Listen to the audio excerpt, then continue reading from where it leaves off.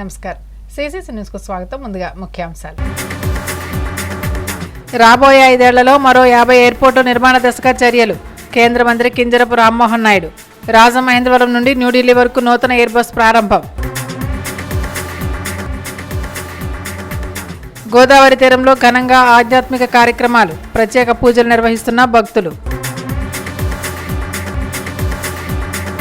గత ప్రభుత్వ తప్పిదాలను కూడా సరిచేస్తున్నాం. Rajahmundry rural MLA Gorantla Butchaiah Chowdary. కాతేరు గ్రామంలో రెవెన్యూ సదస్సులు ప్రారంభం.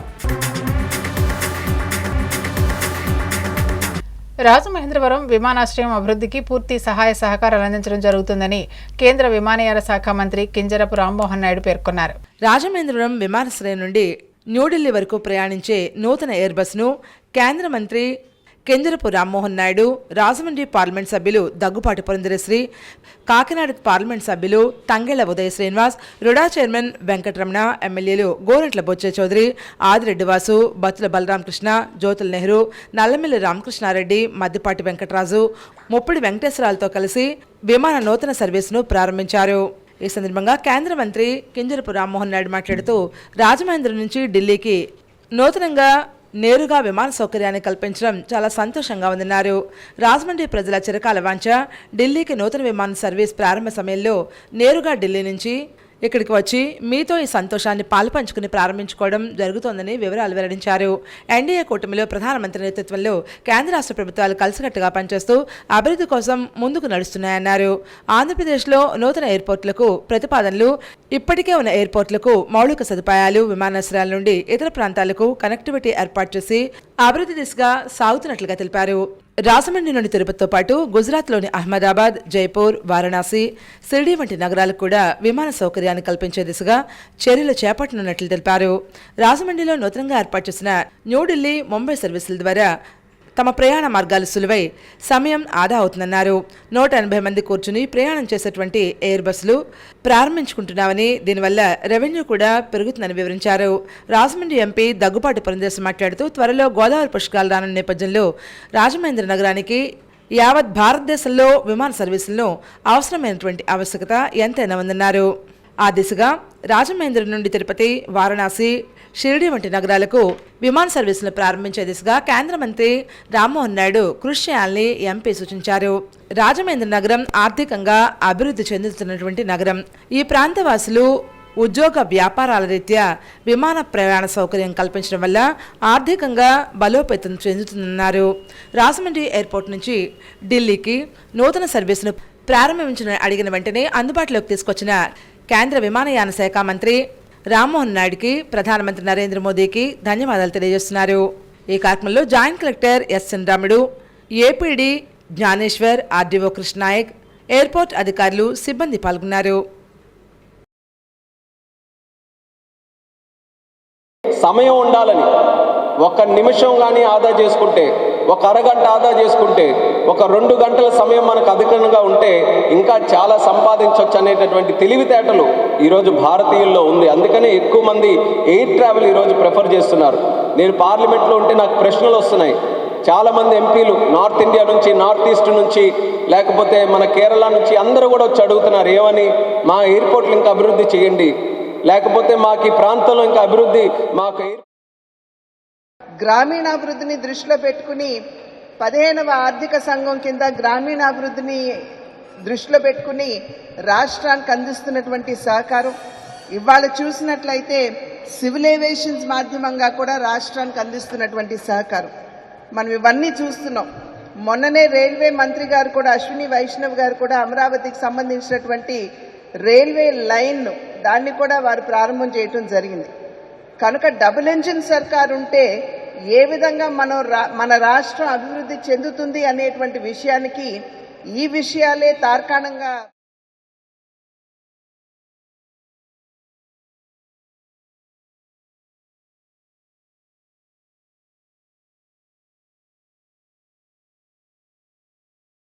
రాజమండ్రి లలితానగర్లో శ్రీ కనకదుర్గ అమ్మవారి ఆలయం వద్ద పడిపూజ మహోత్సవం సంప్రదాయ పద్ధతిలో నిర్వహించారు. రాజమహేంద్రవరం లలితానగర్ నామన్ ధనరాజ్ వీధిలో కనకదుర్గ అమ్మవారి ఆలయం వద్ద దౌడూరి నాగేంద్రచే పడిపూజ మహోత్సవం వైభవంగా నిర్వహించారు. పడిపూజ మహోత్సవంలో ప్రథమ పూజ దౌడీలు నాగేంద్ర సాయి దుర్గా దంపతులు, విఘ్నేశ్వర పూజ, సుబ్రహ్మణ్య పూజ, తదుపరి పడి పూజ కార్యక్రమాలు నిర్వహించారు. అనంతరం చలపతి గురుస్వామి, కటారి గురుస్వామి, ఇసుకపల్లి సుబ్రహ్మణ్య గురుస్వామి, షోలే గురుస్వామి, కాశీభట్ల మణికంఠ గురుస్వామి, లల్లు గురుస్వామి, పిచ్చుక సత్యనారాయణ గురుస్వాములకు సత్కారం నిర్వహించారు. గురుస్వాముల పర్యవేక్షణలో పడిపూజ మహోత్సవం అత్యంత ఘనంగా జరిగింది. పిచ్చుక సత్యనారాయణ గురుస్వామి బృందం భజన కార్యక్రమం భక్తి శ్రద్ధలతో లలితానగర్లో మారుమోగింది. ఈ కార్యక్రమంలో తెలుగుదేశం పార్టీ నాయకులు గన్నకృష్ణ, పంతం సత్యనారాయణ చారిటబుల్ ట్రస్ట్ చైర్మన్ పంతం కొండలరావు, నామన వాసు తదితరులు పాల్గొని స్వామివారిని దర్శించుకున్నారు. అయ్యప్ప స్వాములు, భవానీలు అధిక సంఖ్యలో పాల్గొని భజన కార్యక్రమాన్ని తిలకించారు. అనంతరం స్వాములకు, భవానీలకు అల్పాహారం వితరణ జరిగింది.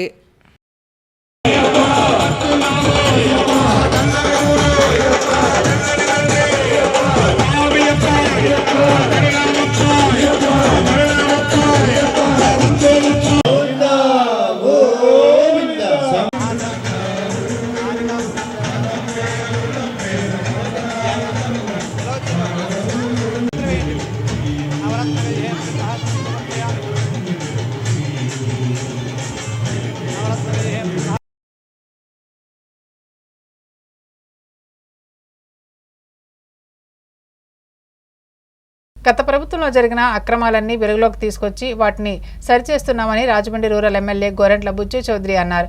ల్యాండ్ టైటిల్ యాక్ట్ రద్దు చేశామన్నారు. రూరల్ గ్రామం కాతేరు పంచాయతీ గ్రామ సచివాలయంలో రెవెన్యూ సదస్సు కార్యక్రమం జరిగింది. ఈ కార్యక్రమానికి ముఖ్య అతిథిగా రాజమండ్రి రూరల్ ఎమ్మెల్యే గోరంట్ల బుజ్జి చౌదరి విచ్చేశారు. రూరల్ ఎమ్మెల్యే గోరంట్ల బుజ్జి చౌదరి మాట్లాడుతూ ప్రజా సమస్యల పరిష్కార వేదిక రెవెన్యూ సదస్సు కార్యక్రమం జరుగుతున్నట్లు తెలిపారు. ల్యాండ్ టైటిల్ యాక్ట్ను రద్దు చేశాం. ఎమ్మెల్సీ ఎన్నికల వల్ల ఆలస్యమైంది. ఈ రోజు నుంచి కూడా రెవెన్యూ సదస్సు జరగబోతోంది. ఈ నెల 29వ తారీఖు వరకు ఈ కార్యక్రమాలు నిర్వహిస్తామని, అనేక సమస్యలు ఉన్నాయని, లబ్ధిదారులకు న్యాయం చేస్తామని, ఈ కార్యక్రమాన్ని ఎక్కడ నిర్వహిస్తామనే విషయం తెలియజేశారు. రాజమండ్రి రూరల్ మండలం తహసీల్దార్ జై సూర్యకుమార్ మాట్లాడుతూ రైతుల సమస్యలు పరిష్కరించేందుకు అర్జీలు స్వీకరించి ఆన్లైన్ చేసి ప్రభుత్వ నిబంధనల ప్రకారం న్యాయం చేస్తామన్నారు.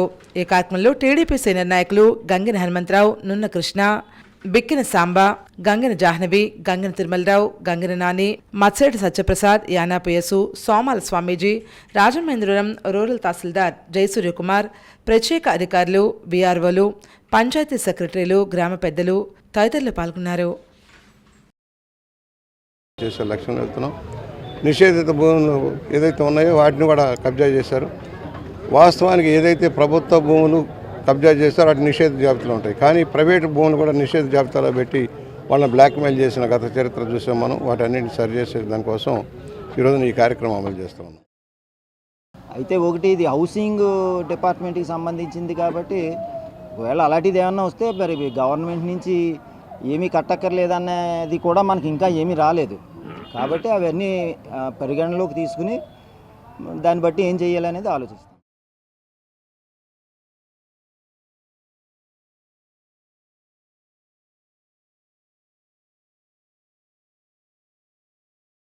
రాజమండ్రి ఆర్యపురం డాక్టర్ ఏబి నాగేశ్వరరావు పార్కులో ఉన్న సీనియర్ సిటిజన్స్ డే కేర్ భవనంలో కామ్రేడ్ క్రీస్తు శేషులు శ్రీ మోగంటి నాగేశ్వరరావు ద్వితీయ వర్ధంతి సభ నిర్వహించారు.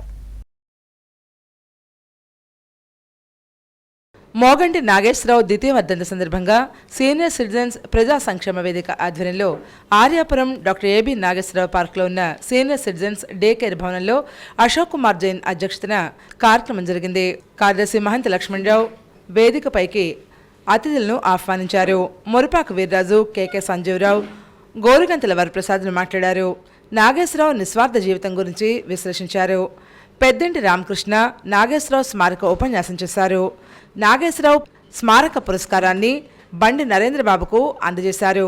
ఈ కార్యక్రమంలో ప్రసాద్ లహర్నాథ్, జాంశెట్టి గాంధీ, కాసాని శంకర్రావు, జీవి రమణ, జాంశెట్టి అప్పాజీ, సేపెన్ రమణమ్మ, తొక్కుల రమేష్, ఎం పార్వతి, అల్లూరి రమాదేవి, చప్పిడి సత్యనారాయణ, మట్టా రామ్మూర్తి, రేలంగి సూర్యభాస్కర్రావు, డాక్టర్ జి రమణయ్య, బొడ్డు బుల్లబ్బాయ్, రిటైర్డ్ గ్రంథాలయ కార్యదర్శి మార్సెట్ సత్యనారాయణ, నాగేశ్వరరావు కుటుంబ సభ్యులు, నరేంద్రబాబు కుటుంబ సభ్యులు, 80 మంది సీనియర్ సిటిజన్ సభ్యులు పాల్గొన్నారు.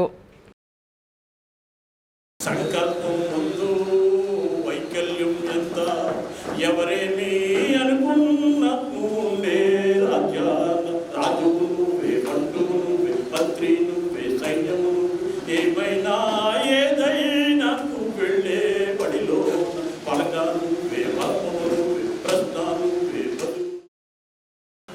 ఆ రీత్యా ఆయన వృత్తి చేసుకుంటూ ఈ కార్మిక పక్షానికి ఈ వామపక్ష భావజాలానికి అట్రాక్ట్ అయ్యి రాయమండ్రికి చేరుకున్నారు. ఆయన రాయమండ్రి చేరుకున్న తర్వాత బాలాదేశ్ గారితో ఉన్న సాన్నిధ్యం వల్ల తన వృత్తిని వదిలేసి పూర్తి కాలం కార్యకర్తగా ఉద్యమానికి వచ్చారు.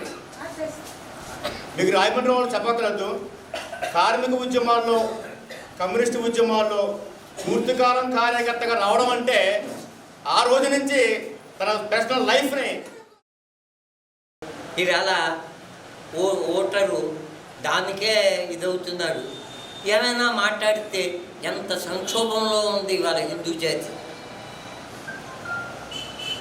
120 కోట్లలో ఆ పై 20 తీసేస్తే ఒక 10 కోట్ల మంది ముస్లిం అవ్వచ్చు, ఒక 10 కోట్ల మంది క్రిస్టియన్ అవ్వకపోతే 100 కోట్ల మంది. ఆ 10 కోట్ల సంఖ్యను చూసి గలగలలాడిపోతున్నటువంటి పిరికి వెధవలు అయిపోయాం. జగన్ కమ్యూనిస్ట్ అంటే బలవంతంగా ఉంటారు, మౌనంగా ఉంటారు అనేటువంటి భావజాలంతో చాలామంది ఉంటుంటారు. కొంతమంది మిత్రులు అందరూ కాదు, కానీ కమ్యూనిస్టులు ప్రేమించినంత విధంగా ఇక మిగతా ఎవరు కూడా ప్రేమించుకోవడం. అందుకనే ఒక పాట రచయిత గొప్ప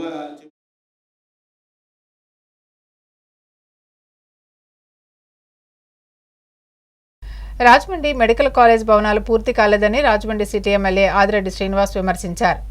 ప్రభుత్వ ఆసుపత్రి వద్ద నిర్మాణంలో ఉన్న మెడికల్ కాలేజీ పనులను రాజమండ్రి సిటీ ఎమ్మెల్యే ఆదిరెడ్డి శ్రీనివాస్ పరిశీలించారు.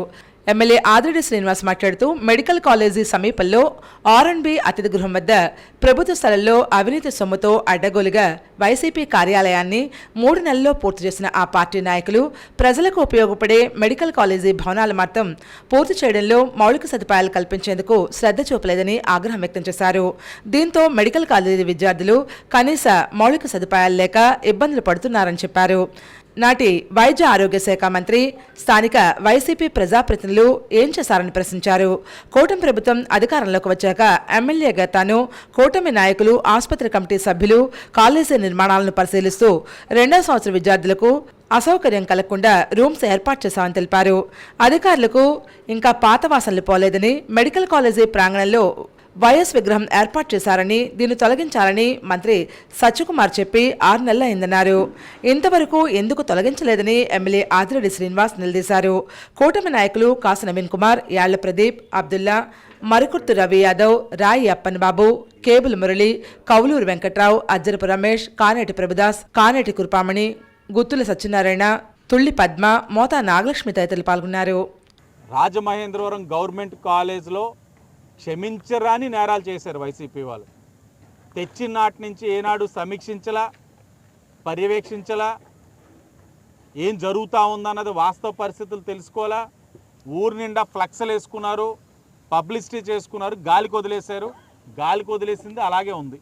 ఇప్పుడు మేము మరలా ప్రత్యక్షంగా దగ్గరుండి మా వాళ్ళందరూ హాస్పిటల్ కమిటీ మెంబర్స్ నుంచి మంత్రి గారు 2-3 సార్లు ఈ మధ్యన అడిగారు, ఏ వాసు ఎలా నడుస్తూ ఉంది, ఏదైనా ఇబ్బందులు ఉన్నాయి, ఫండ్ శాంక్షన్ చేసాం, ఎక్విప్మెంట్ వస్తూ ఉంది, ఫర్నిచర్ వస్తూ ఉంది, నీకు విజిట్ చేసిన తర్వాత ఇవన్నీ అవసరాలు నువ్వు చెప్పిన దాన్ని బట్టి నిర్ణయాలు తీసుకున్నావు, అన్ని అలొకేషన్ కూడా అయిందని అంటా ఉన్నారు.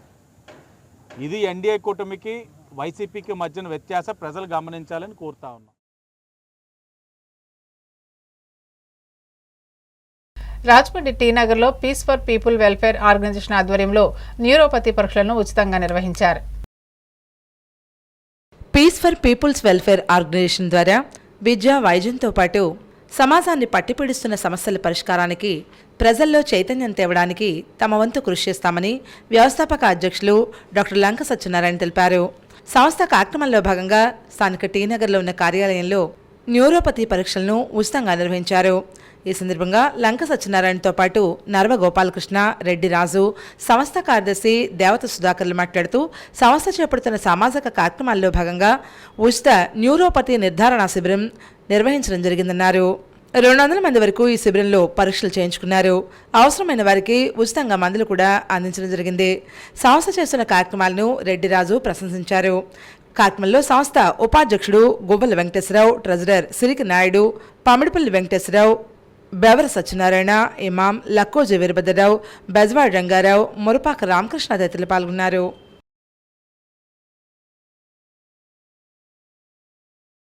రక్తదాన సదస్సులు కూడా నిర్వహిస్తూ ఉన్నాము.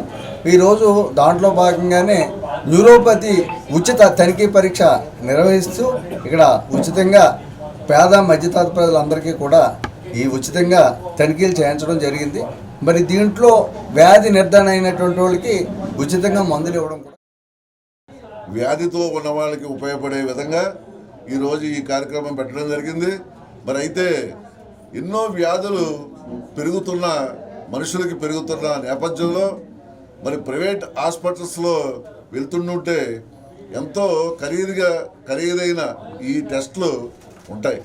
మరి అటువంటి టెస్ట్ని మరి ఈరోజు మా సంస్థ ద్వారా ఫ్రీగా ఇక్కడ చేస్తున్నామంటే అందరూ ఉపయోగించుకోవచ్చు. వైఎస్ఆర్ కాంగ్రెస్ పార్టీ సీనియర్ నాయకులు కడలి వెంకటేశ్వరరావు కుటుంబ సభ్యులను సిటీ శాసనసభ్యులు ఆదిరెడ్డి శ్రీనివాస్ పరామర్శించారు. ఇటీవల కొద్ది నెలల క్రితం మృతి చెందిన వైఎస్ఆర్ కాంగ్రెస్ పార్టీ సీనియర్ నాయకులు కడల్ వెంకటేశ్వరరావు కుటుంబాన్ని రాజమహేంద్రవరం సిటీ శాసనసభ్యులు ఆదిరెడ్డి శ్రీనివాస్ పరామర్శించారు. టీడీపీ నాయకులు చెల్లిబోయిన సూర్యనారాయణమూర్తి అభ్యర్థన మేరకు ఎమ్మెల్యే శ్రీనివాస్ రెహమత్ నగర్లోని కడల్ వెంకటేశ్వరరావు ఇంటికి వెళ్లి వెంకటేశ్వరరావు భార్య కుమార్తెలను పరామర్శించారు. ముందుగా కడల్ వెంకటేశ్వరరావు చిత్రపటానికి నివాళులర్పించారు. ఈ సందర్భంగా కుటుంబ స్థితిగతులను అడిగి తెలుసుకున్నారు. పెద్ద కుమార్తె బీటెక్ పూర్తి చేయగా చిన్న కుమార్తె ఇంటర్మీడియట్ చదువుతోందని తెలుసుకున్నారు. వారి ఉద్యోగం విద్య విషయంలో తన మేరకు సహాయం అందజేస్తారని ఎమ్మెల్యే వాసు హామీ ఇచ్చారు. ఈ కార్యక్రమంలో చెల్లిబోయిన సూర్యనారాయణమూర్తి, టీడీపీ నాయకులు ఈతలపాటి రవి, నగరబోయిన రామకృష్ణ, మల్లెల శ్రీనివాస్ తదితరులు పాల్గొన్నారు.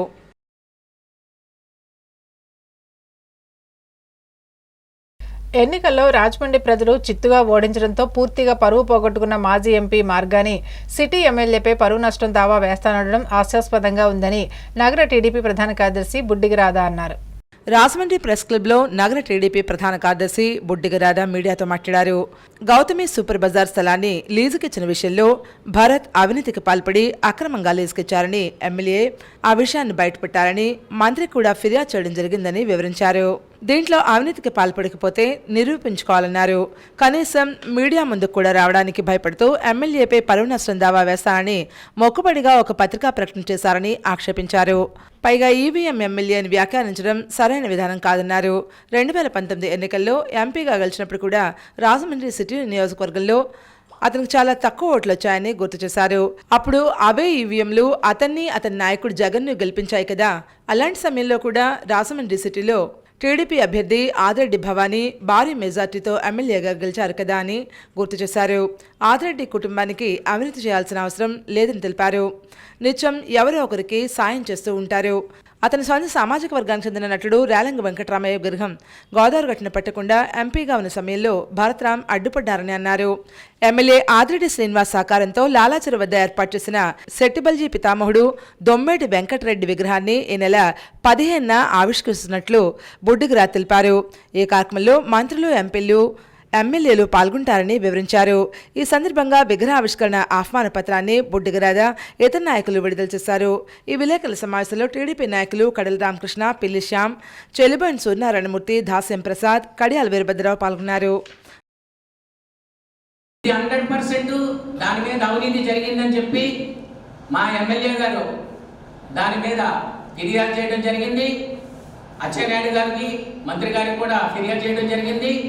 దాన్ని బట్టి ఆ అవినీతిని బయటకు తీసి చట్టం దాని పని అది చేసుకుంటూ పోతుంది.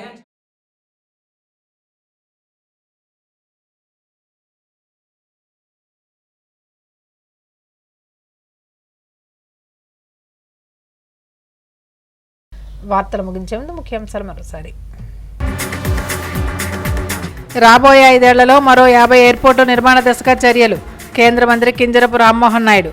రాజమహేంద్రవరం నుండి న్యూఢిల్లీ వరకు నూతన ఎయిర్ బస్ ప్రారంభం. గోదావరి తీరంలో ఘనంగా ఆధ్యాత్మిక కార్యక్రమాలు. ప్రత్యేక పూజలు నిర్వహిస్తున్న భక్తులు. గత ప్రభుత్వ తప్పిదాలను కూడా సరిచేస్తున్నాం. Rajahmundry rural MLA Gorantla Butchaiah Chowdary. కాతేరు గ్రామంలో రెవెన్యూ సదస్సులు ప్రారంభం.